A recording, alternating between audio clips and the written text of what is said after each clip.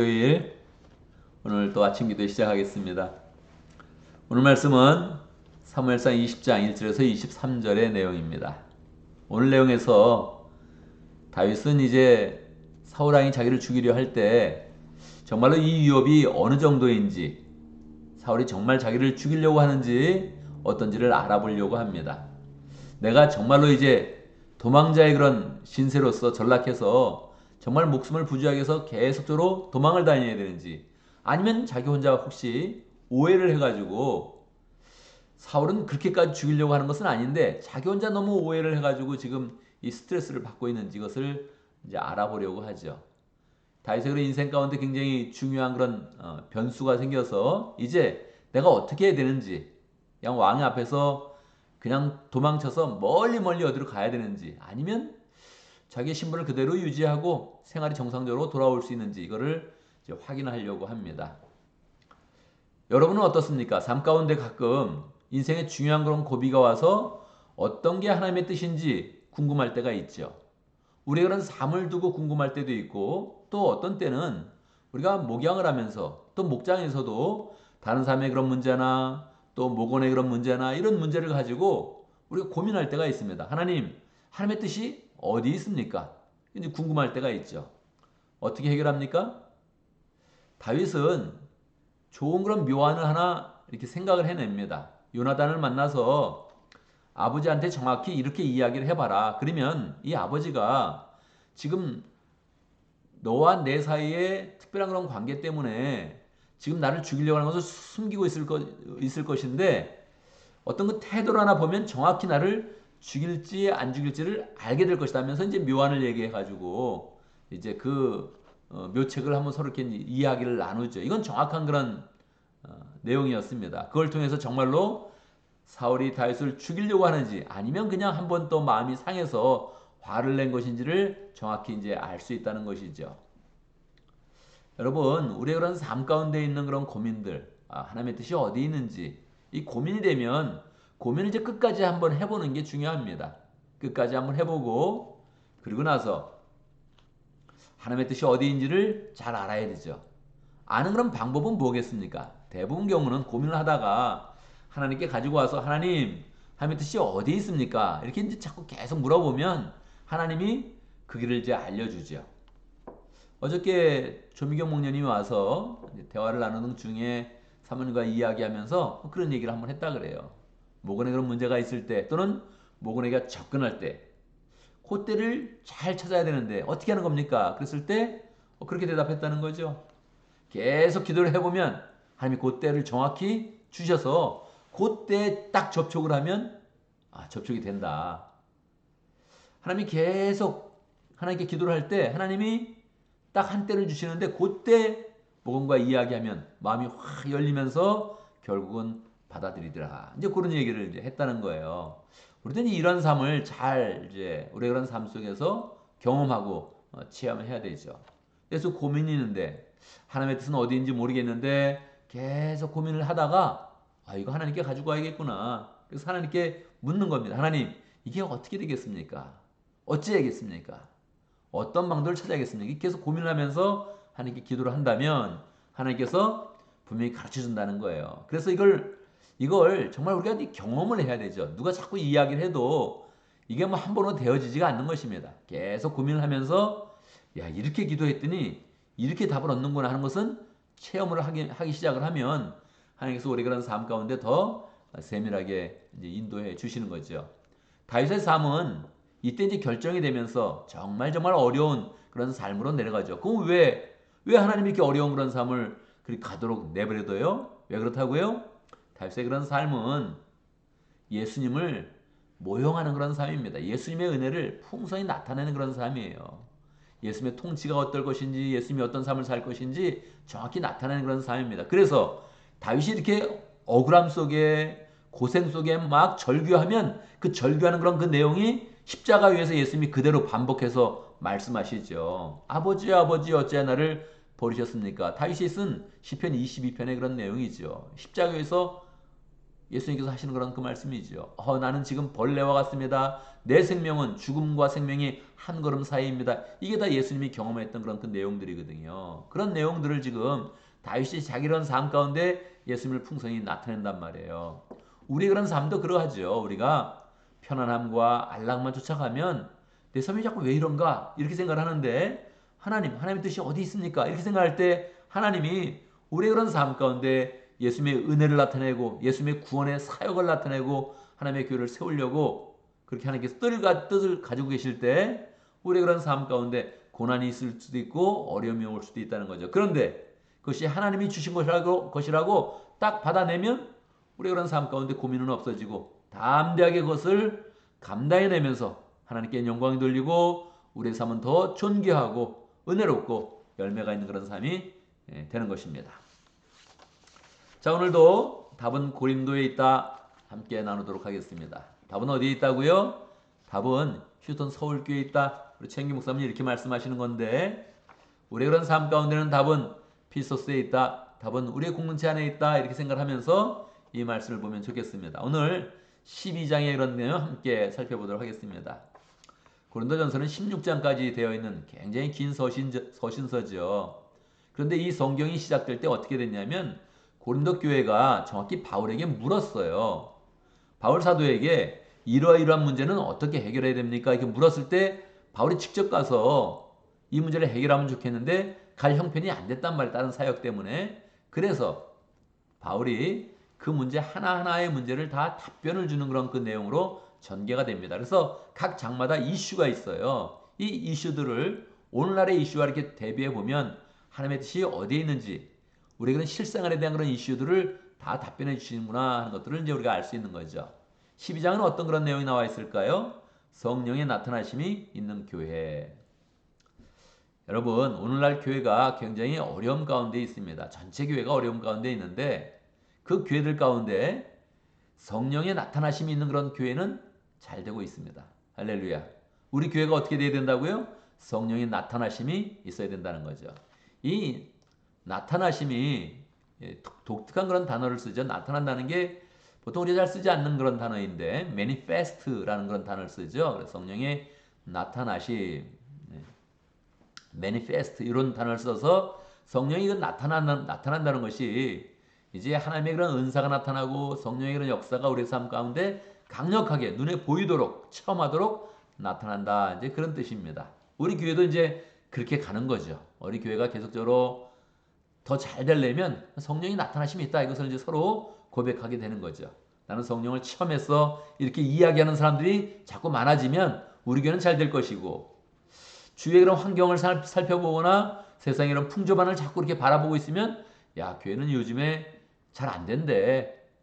이 지역은 교회가 어렵대. 그런 얘기만 이제 반복하게 되는 것입니다. 그래서 성령의 나타나심을 이제 기대해야 되죠.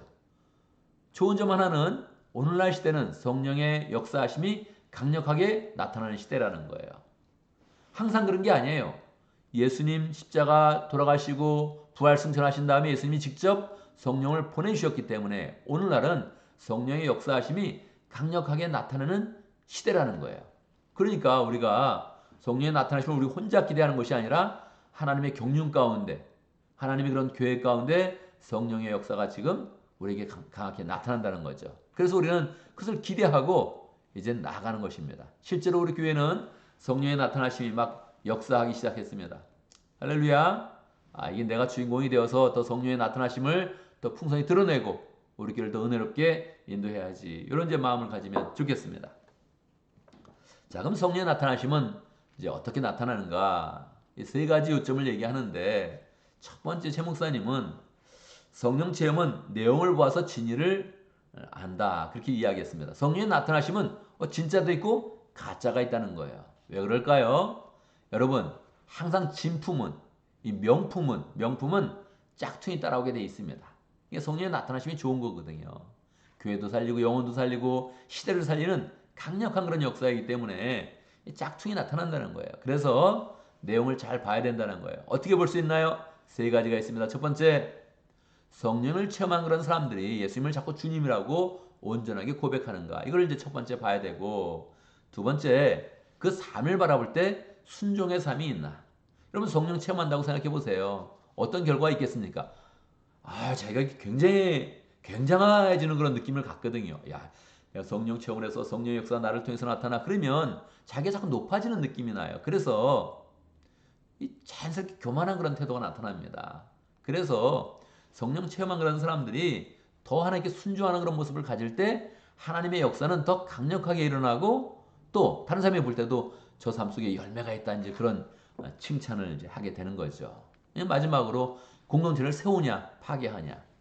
여기에 10사람이 있는데 한 사람이 성령 충만해가지고 뭔가 성령의 역사가 나타나고 9사람이 안 나타나면 그러면 이제 이것도 이제 약간 이제 트러블이 나는 거예요. 이게 성령의 인도함 가운데 성령 받은 사람이 더 순종의 삶을 살면서 나머지 사람들을 계속 성령으로 인도해서 분위기 자체가 성령으로 이제 인도함 가운데 나가야 되죠. 그래서 공동체가 세워져야 된다 이렇게 돼야 되는데 이게 까딱 잘못하면 뭐 성령 받은 사람이 뭘 어떻게 하면서 더 교회는 이제 파로 나눠지고 심지어는 성령파 뭐 아닌파 뭐 이렇게 해가지고 얘기가 나오면 더 교회는 이제 분란이 더 이제 커지는 거죠. 그래서 성령의 역사가 온전하게 교회 가운데 역사되도록 그래서 성령 받은 사람들이 더 교회를 세워가는 그런 모습이 있다. 이런 것들이 공동체 속에 이제 잘 고백이 이제 돼야 되죠.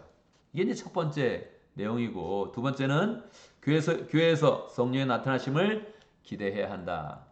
여러분 마음 가운데 이게 성령의 역사를 경험해야 되는 거구나. 우리의 인생 가운데 바라볼 게 별로 없어요. 이게 세상들이 막 쫓아가는 게 있거든요. 명예도 쫓아가고 돈도 쫓아가고 뭐 이렇게 쫓아가는 게 있는데 그걸 이제 세상 거는 잡으면 그 다음에 별거 아닌 게 딱 느껴져요. 잡으면 돈을 잡아도 별거 아니네. 권력을 잡아도 별거 아니네. 명예를 잡아도 별거 아니네. 이런 이제 느낌이 나죠. 어떤 사람은 별거 아니라도 한번 잡아봤으면 좋겠다. 그런 마음을 가진 사람도 있겠죠. 별거 아니에요, 정말. 정말 별거 아니야. 그래서 그 잡아도 별거 아니고 잡는 순간에 또 허무해지는 거예요. 그런데 성령의 것은 그렇지 않아요.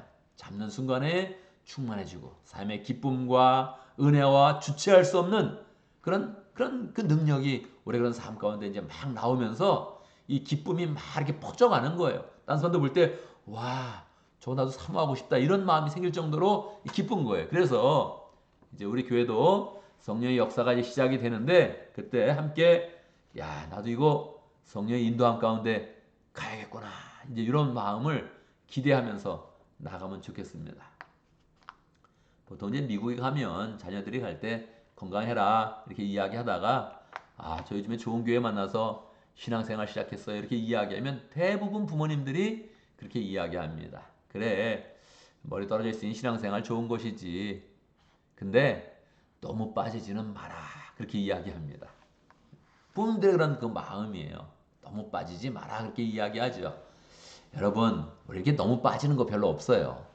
더 빠져도 하나님이 원하시는 것보다 덜 빠집니다. 그래서 너무 빠진다 생각하세요. 기대 더 많이 한번 해보세요. 이게 나쁘게 되는 게 아니고 정말 좋은 것이고 정말 기쁨을 주는 것이고 즐거움을 주는 것이고 은혜를 주는 것이고 열매를 주는 것입니다. 더 기대하면서 하나님이 이미 작정하고 성령을 부으시기로 마음먹고 있으니 우리는 더 성령의 나타나심을 이제 기대를 해야 됩니다.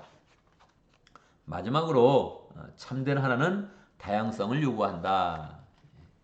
성령의 나타나심을 생각을 할 때 이게 이제 성령으로 이제 하나 되는 것인데 그 나타남은 굉장히 다양하게 나타납니다. 그래서 우리가 미리 알고 있어야 되죠. 성령이 역사하실 때 사람마다 다양하게 역사한다. 어떤 사람은 조금 더 활발하게 아주 강력하게 외적으로 나타나고 어떤 사람은 내적으로 나타나고 어떤 사람은 더 다른 사람을 향해서 나타나고 어떤 사람은 성품을 향해서 나타나고 여러 모양으로 나타나기 때문에 성령이 그런 나타나심을 한 방향으로 생각하고 있으면 그거는 아니야. 뭐 그건 약한 거야. 이런 생각할 수 있는데 그렇지 않다는 거죠. 성령의 나타나심의 목적이 교회를 세우고 우리의 믿음을 굳게 하고 구원을 완성시켜 주는 겁니다. 그래서 각 사람의 성품을 그대로 사용하면서 환경을 그대로 사용하면서 성령께서 역사하십니다. 그러니까 우리 성령의 나타나심이 우리 그런 삶 속에 다양하게 나타나면서 더 풍성케 하고 교회를 온전하게 만들어 주신다. 이런 생각을 하면서 성령의 나타나심을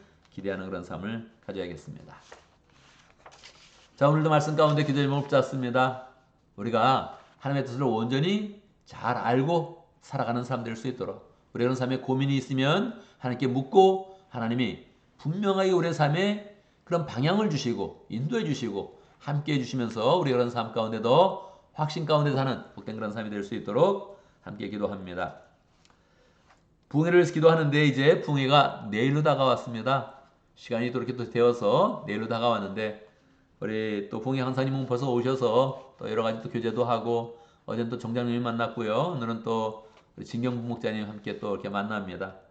모든 그런 만남 가운데 함께 해주시고 우리의 그런 그 마음은 또 사모하는 그런 그 마음으로 잘 준비될 수 있도록 또 하나님께서 우리에게 새로운 사람들을 보내주시고 또 새 사람을 보내주시면 우리가 잘 맞이하고 믿음의 가정으로 잘 맞이하고 잘 인도해 나가는 삶을 살 수 있도록 중요한 일이 있을 때마다 또 부흥회 같은 그런 일이 있을 때마다 우리 개인의 그런 그 문제가 자연스럽게 해결되는 은혜를 맛볼 수 있도록 항상 그렇습니다. 우리 가정에는 항상 어떤 문제가 불거지고 있습니다.